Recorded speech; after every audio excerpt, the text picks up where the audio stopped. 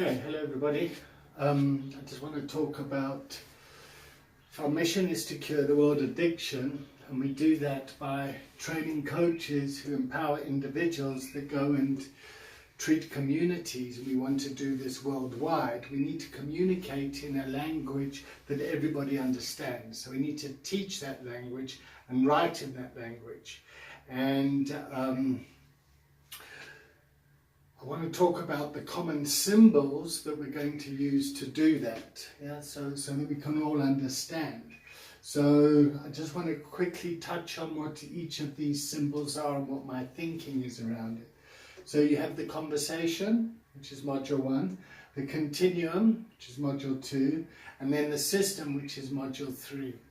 And then we have the 4Q model, which is about the 4 intellects, technical intelligence or IQ, emotional intelligence, spiritual intelligence, and political intelligence.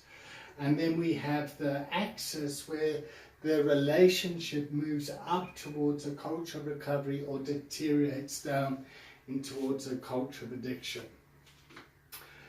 Secondly, we have, you'll know, the Jelinek curve, and we surround this all in a culture of learning, a culture of addiction, a culture of recovery, and that is surrounded by a culture of spirituality. This is the Collins window, and this is where Recovery Coach sits. It also represents the 4 causes of addiction and the biopsychosocial model, the medical model, the mentorship model, and this is where coaching sits.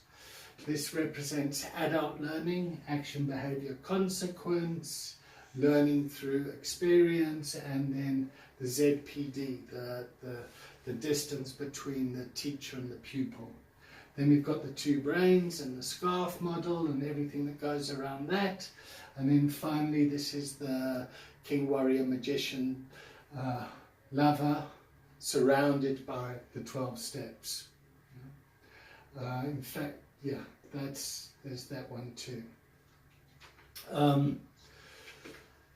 Then the way that we partner is going forward in the spirit of Ubuntu, is we take a 1% stake in the business, or I'll have a 1% stake, and the rest we kind of give away in the spirit of Ubuntu, which means we all rise up together.